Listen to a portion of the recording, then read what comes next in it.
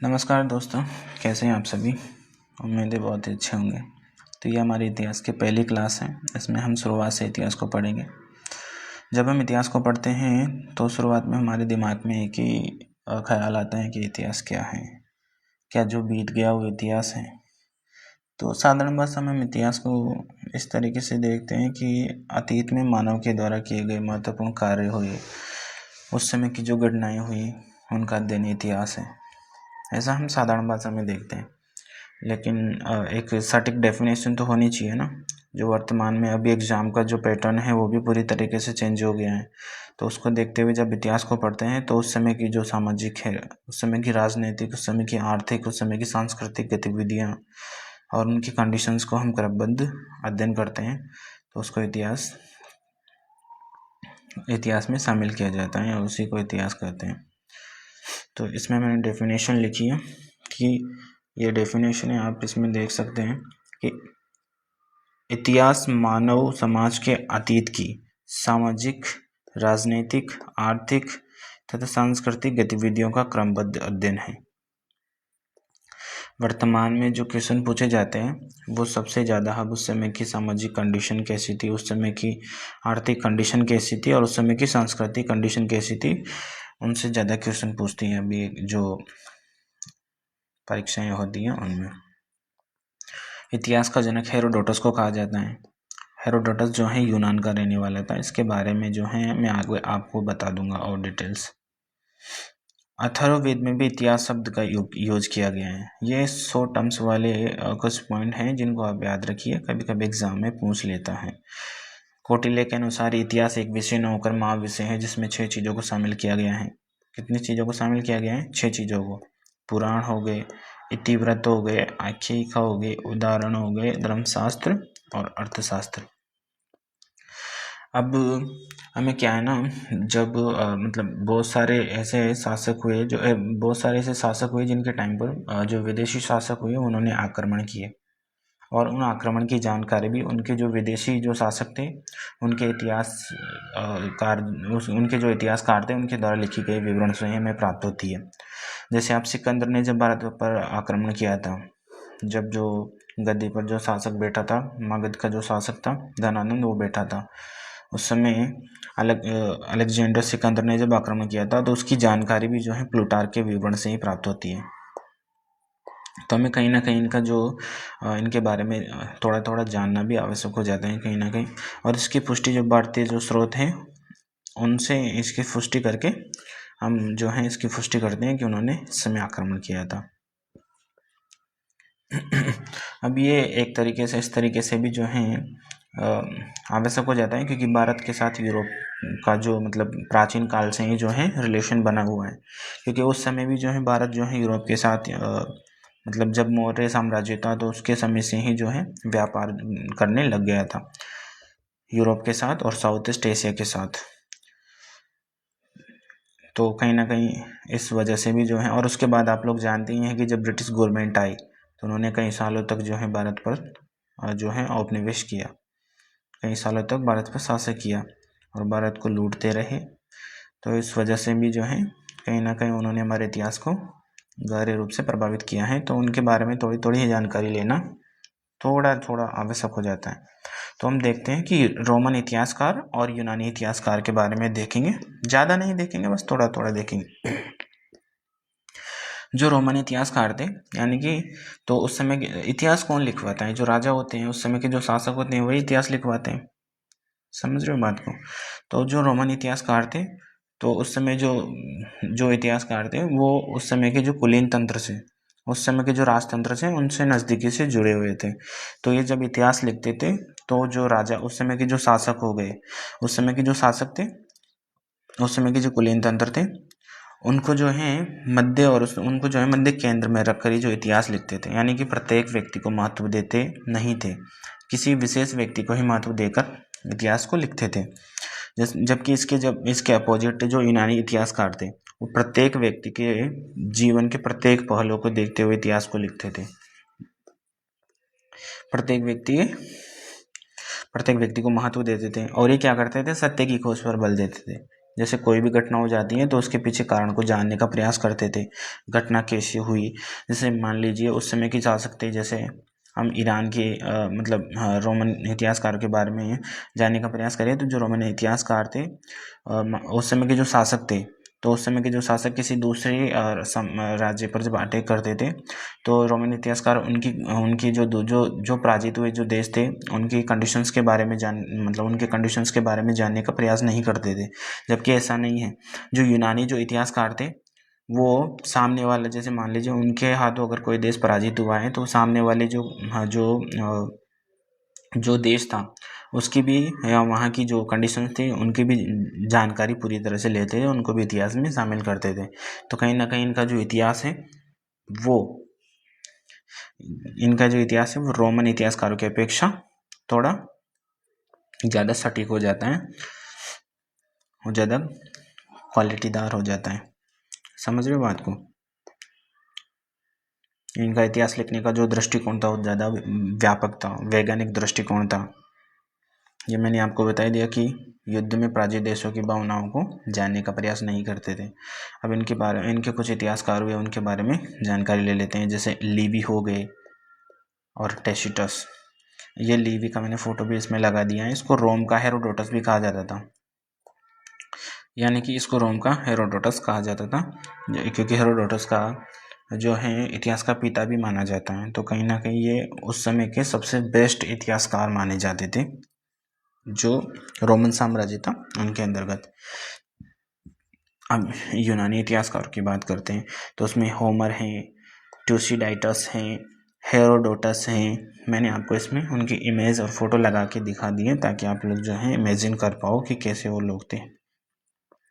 हेसियड हैं, ठीक है। आप ज़्यादा इनका मोटा मोटा जो है उनकी जानकारी रखना तो आवश्यक है, तभी तो आप लोग उनके बारे में थोड़ा थोड़ा जान पाओगे जब हम आगे उनके बारे में मान लीजिए कहीं से कोई छोटा सा भी क्वेश्चन पूछ लिया तो आप कम से कम उनका आंसर तो दे पाओगे। अब आप लोगों ने जो देखा कि ये जो थे इतिहास को जो थे वो पूरी तरीके से या मतलब सबको महत्व नहीं देते थे इतिहास को जब लिखते थे, तो ये कहीं ना कहीं इनका जो इतिहास था, इनका इतिहास जो रोमन इतिहासकारों द्वारा जो लिखा गया जो इतिहास था, इनके द्वारा लिखा गया जो इतिहास था वो कहीं ना कहीं यूनानी जो इतिहासकार थे उनके द्वारा लिखे गए इतिहास की अपेक्षा कमजोर होता था। तो ये जो हम इनको क्या मानेंगे, कहीं ना कहीं कि रोमन इतिहासकार जो है इतिहास को लिखने में कहीं ना कहीं यूनानी इतिहासकारों की अपेक्षा पीछे थे। अब जो रिटर्न से लिखने के जो एग्जाम होते हैं उनमें कहीं ना कहीं पूछ भी लेता है कि क्या कारण थे कि जो रोमन इतिहासकार थे वो यूनानी इतिहासकार की अपेक्षा इतिहास को लिखने के क्रम में पीछे रह गए। तो आप इन सबको जो मैंने फॉर्मेट बताया उसको आप लिख सकते हो ऐसे कैसे। अब इतिहास लेखन के विभिन्न दृष्टिकोण, ये तो हम भारतीय इतिहास लेखन के दृष्टिकोण की बात कर रहे हैं कि भारत के इतिहास को किस तरीके से लिखा गया। तो भारतीय इतिहास को जो है मतलब कई लोगों के अलग अलग विचार आए, तो उन लोगों के विचार को हम इन दृष्टिकोण के माध्यम से देखते हैं।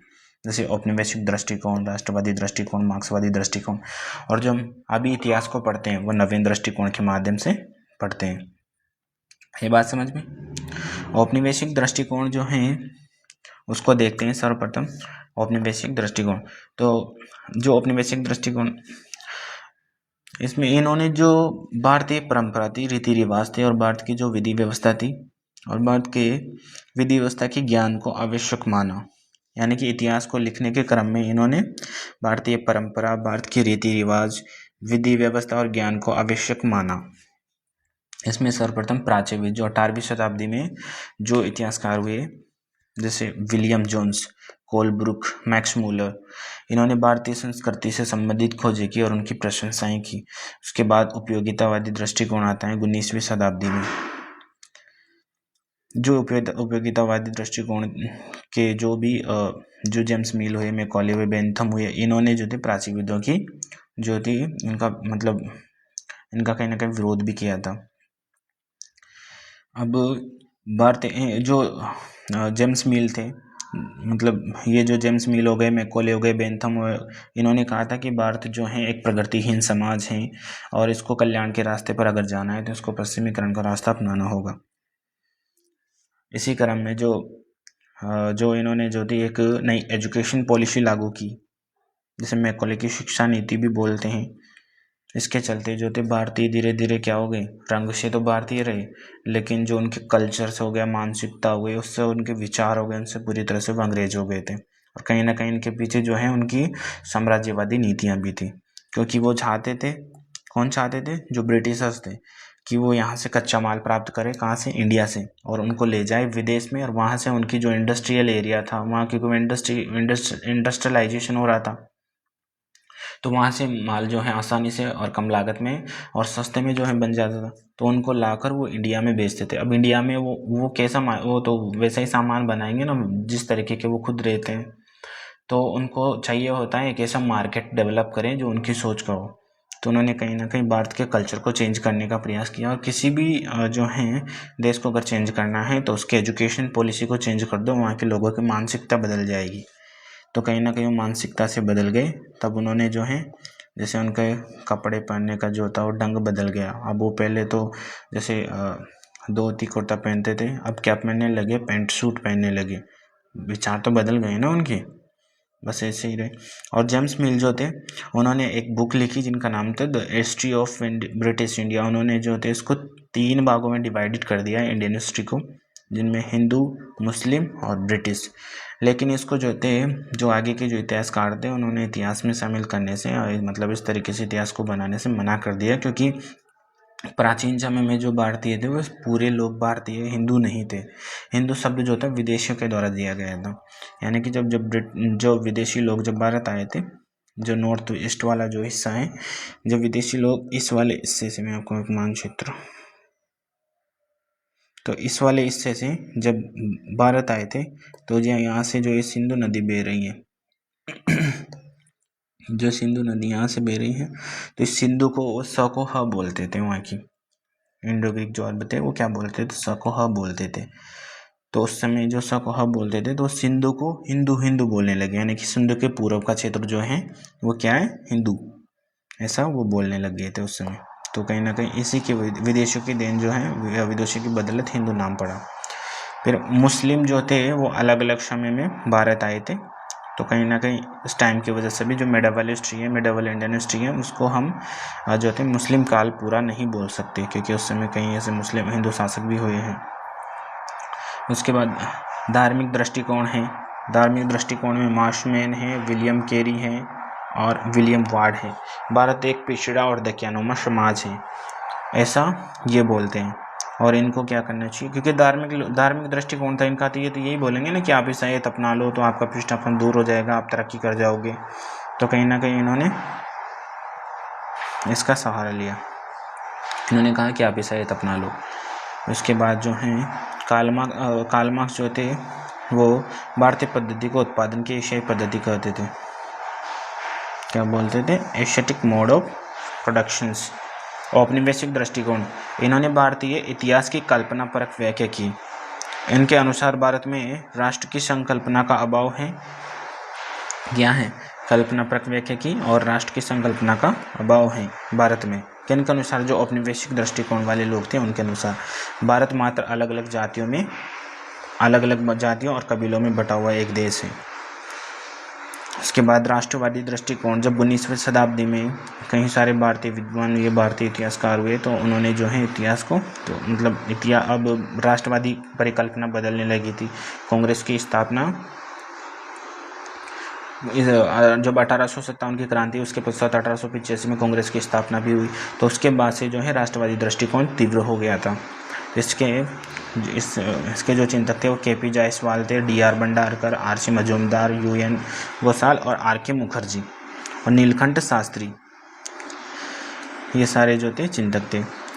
अब इनके साम्राज्यवादी विरोधी भावनाएं थी, और जो 1857 की क्रांति है उसके पश्चात जो है और तेज हो गई थी। अब लेकिन इन्होंने भी जो जेम्स मिल का जो काल विभाजन था हिंदू मुस्लिम और ब्रिटिश, उसका विरोध तो किया, लेकिन उसके अपोजिट इन्होंने कोई वैकल्पिक मार्ग प्रस्तुत नहीं किया। थर्ड हम देखते हैं मार्क्सवादी दृष्टिकोण। मार्क्सवादी दृष्टिकोण के जो चिंतक थे वो DD कोशाम्बी, RS शर्मा, रोमिला थापर और DN झा, ये क्या थे, मार्क्सवादी दृष्टिकोण वाले चिंतक थे। इनका दृष्टिकोण का आधार था सामाजिक और आर्थिक संबंध। इन्होंने इतिहास को अलग अलग घटनाओं के रूप में ना देखकर समाज के आंतरिक संगठन और बदलाव को सामने लाने का प्रयास किया। समझ रहे बात को? इन्होंने क्या किया, जो अलग अलग घटनाओं को अलग अलग रूप में ना देखकर इन्होंने क्या किया, समाज के आंतरिक संगठन और बदलाव को सामने लाने के उद्देश्य से इतिहास को देखा। डी.डी. कोसाम्बी जो हैं, उनकी एक बुक है जिनका नाम है introduction to the study of Indian history. इसके अंतर्गत वो मार्क्सवादी तत्वों को स्वीकार करते हैं। और मार्क्सवादी जो कार्ल मार्क्स थे वो उनका तो एक विचार ही था कि मतलब वो ऐसा बोलते थे कि असली इतिहास तो जो है समाज को बदलने का है। ऐसा वो उनकी जो बुक लिखते हैं कार्ल मार्क्स, उनमें लिखते हैं। अब जो इनकी बात करते हैं, मार्क्सवादी दृष्टिकोण के जो चिंतक थे, इन्होंने भी जो जेम्स मिल था, उनके काल विभाजन को तो अस्वीकार कर दिया था, लेकिन वैकल्पिक मार्ग ये भी प्रस्तुत नहीं कर पाए थे। और आखिरी जो दृष्टिकोण है वो है नवीन दृष्टिकोण, जो आगे चलकर नए नए शोधों के आधार पर हम इतिहास को लिखते हैं। यानी कि हमारे पास एविडेंस होनी चाहिए जिसमें हम साहित्यिक स्रोतों को देखते हैं, और जिसके अंतर्गत हम जो हैं पुरातात्विक स्रोतों को देखते हैं, जिसमें सिक्के हो गए, कहीं राजा, मतलब पुरातात्विक स्रोतों के अंतर्गत हम देखते हैं कि जैसे सिंधु घाटी सभ्यता हो गई, तो उसके लिए साहित्यिक स्रोत हमारे पास नहीं है। पुरातात्विक स्रोत हमारे पास पूरा खंडर उनका मिले हैं, कहीं लगभग 1500 शहर जो हैं देखने को मिलते हैं अलग अलग जगहों पर, जो आज का सिंधु नदी का जो एरिया है वहाँ पर। तो इसमें हम साहित्यिक स्रोतों को भी देखेंगे और जो हैं पुरातात्विक स्रोतों को भी देखते हैं।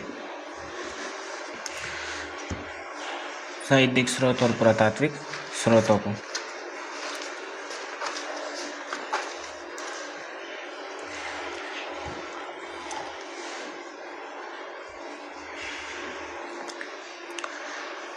आप लोगों की ये क्लास यहीं पर समाप्त करता हूँ मैं। इसके बाद जो क्लास होगी उसमें हम नवीन दृष्टिकोण, क्योंकि हम इतिहास को जो है अब इसी दृष्टिकोण के आधार पर पढ़ेंगे, तो इसको यहीं पर समाप्त करते हैं। उसके बाद जो है शुरू से, यानी कि नवीन दृष्टिकोण से इतिहास को क्रमबद्ध पढ़ेंगे, क्योंकि हमारा जो इतिहास पढ़ने का तरीका है वो अब यहीं से शुरू होगा।